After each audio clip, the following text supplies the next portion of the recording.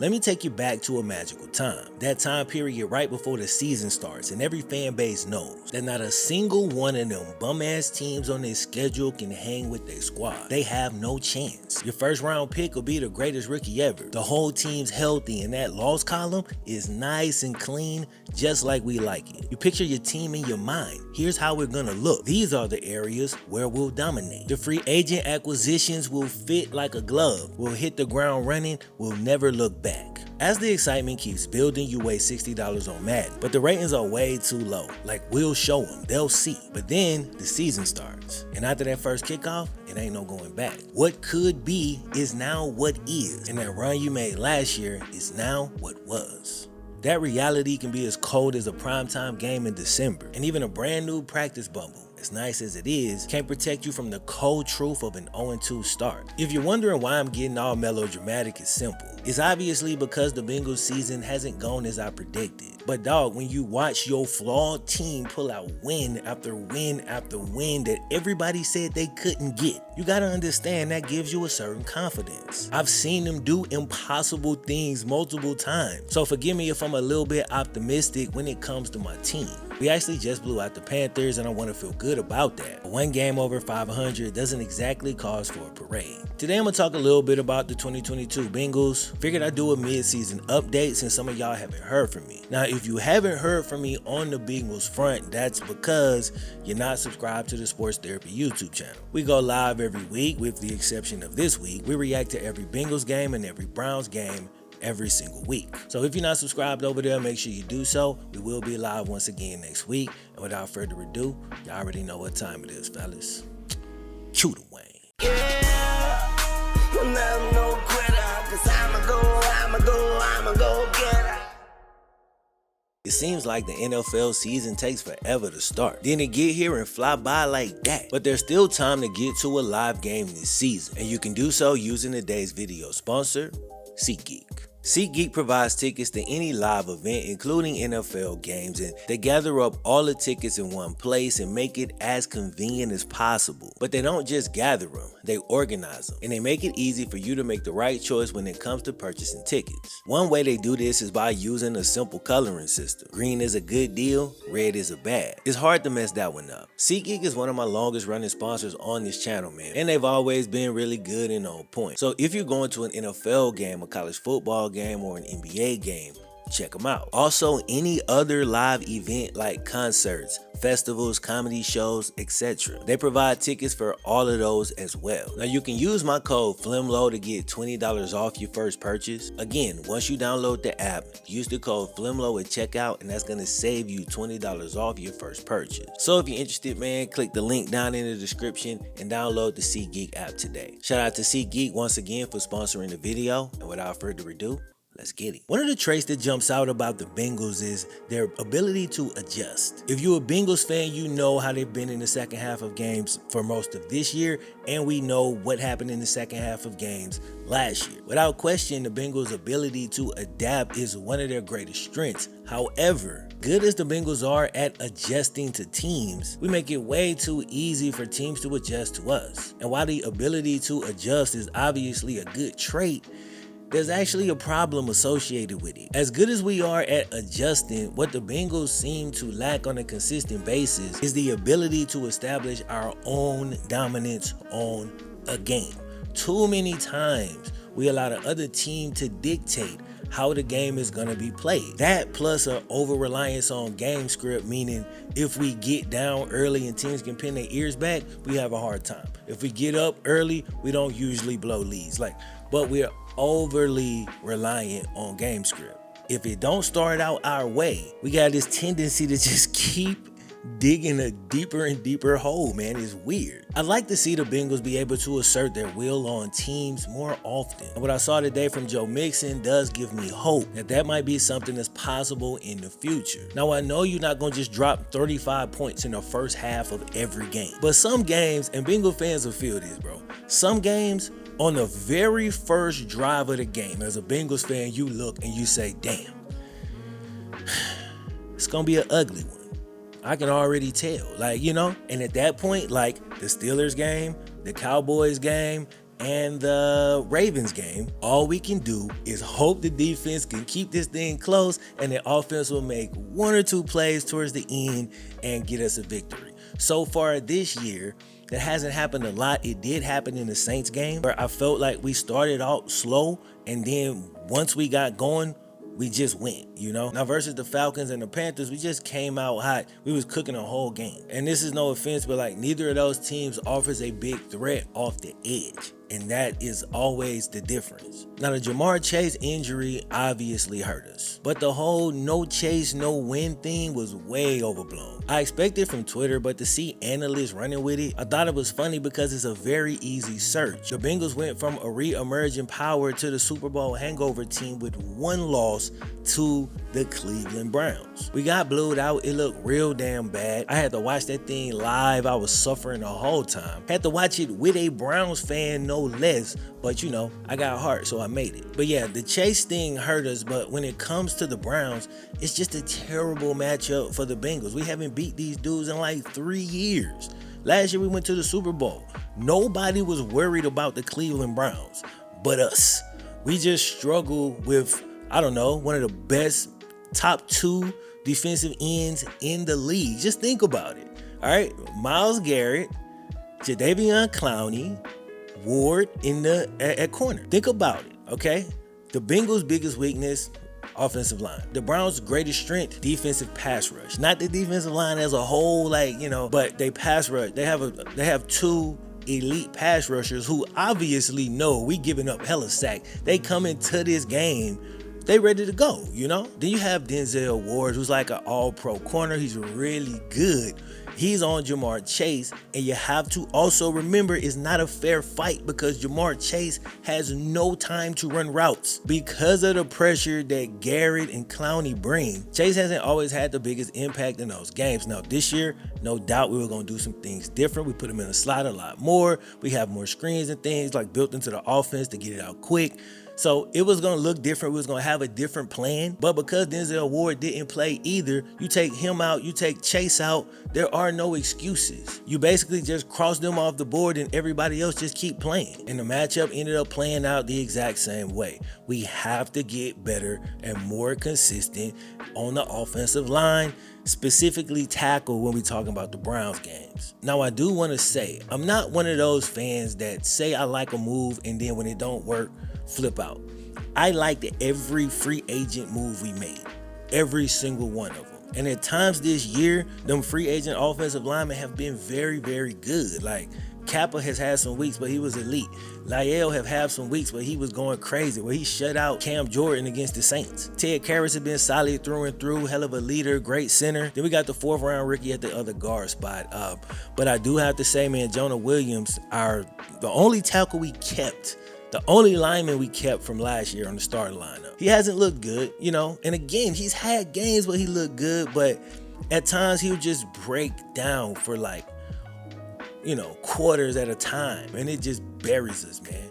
And it ain't just him, it's like, it's different guys. Like, I don't know what it is about our offense because all of these dudes are at least average. They've had careers other than the Rook. We haven't seen him before. But the other 4 guys we have seen block in the NFL for years. They ain't washed. They all right there in a good age. They ain't old. Now, La'el Collins, he does have some injury things that kind of hold him back at times. But it's hard to really just put your finger on why the line would still, at times, just be horrible. You know, I think Joe this year is the 2nd most sacked quarterback in the league right now. Only 2 sacks today, so that'll probably go down because we got a bye week next week. So hopefully we can get out the top 3. You know what I'm saying? Like, y'all go get some sacks the rest of today and next week, please. But when teams can pin their ears back, they rush us like crazy. And we haven't consistently had a second pitch to go to until today, right? Now, again, no elite pass rushers today, but today we reestablished the run game for the first time this season. Joe Mixon rushed for 153 yards, 4 touchdowns. Then he caught one in the move he made in the back of the end zone when Joe was rolling out. That's the type of thing Jamar Chase would normally do, right? The play is breaking down. He hits his guy up. He spins off him, showing the running back skills, you know what I'm saying? And slides back to a spot in the end zone. Sorry about that. to a spot in the end zone where Joe can hit him. He hits him, touchdown. Let's get it. And again, we dog the offensive line out a lot, so I always got to give them love when they ball out. Today, 153 yards. I mean, the team, what we had, like 200 rushing yards on the ground? Yeah, man, 241 yards on the ground. 5 total touchdowns, including one that Burrow ran in. So a big shout out to the offensive line today. They did their thing. Only gave up 2 sacks, not too bad, but also Burrow didn't even play in the fourth quarter. It was great to see the run game get going, especially with Jamar Chase out of the lineup. That's what you like to see, man. A star goes down, and then we build today's game plan around another star. And he only rushed the ball like 22 times. It's not like we gave it to him 30 times today, but the line was blocking their ass off, and mixed with the vision. His vision today and beating dudes around the edge, you know, he was on point. Yesterday, I thought about what I said when making this video, and like, it's weird when your team is at 500. And again, we're one game above 500, but you know, at 5-4, it's kind of one of them things where like, I don't know how to feel. I'm disappointed because we let 3 extremely winnable games go. Just one of those wins and we looking significantly better at 6-3. If we would have got 2 of those 3, the talk's completely different. At 5-4, we positioned where we could really go either way. But we got a major opportunity after the bye week that I'm excited about. So we started our season off against hated division rival, the Pittsburgh Steelers. Despite Joe Burrow having the worst game of his career, he still drives down at the end, has to throw multiple touchdowns, weird penalties, and them saying people didn't get their feet down, whatever.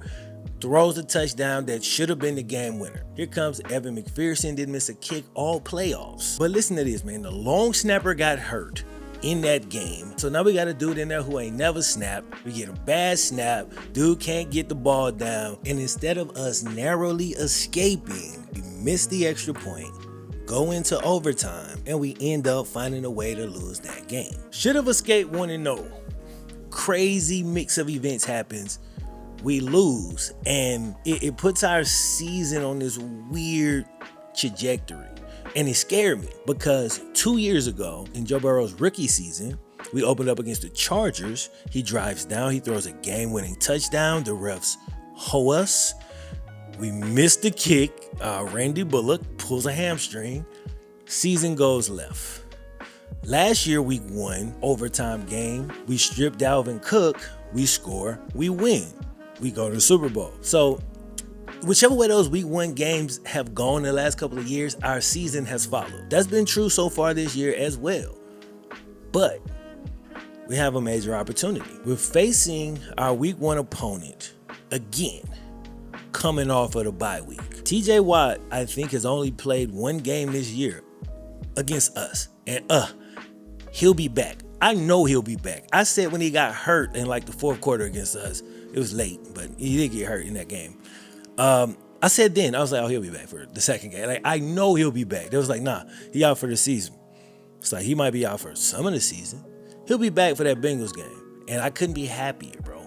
Come on back, because I know he's coming back. And I know he's going to make plays. He's TJ Watt. But I think it gives the Bengals a chance to reboot. Week 1 of the second half of the season, coming off the bye, you get to restart this thing. Come out here and put it on the Steelers.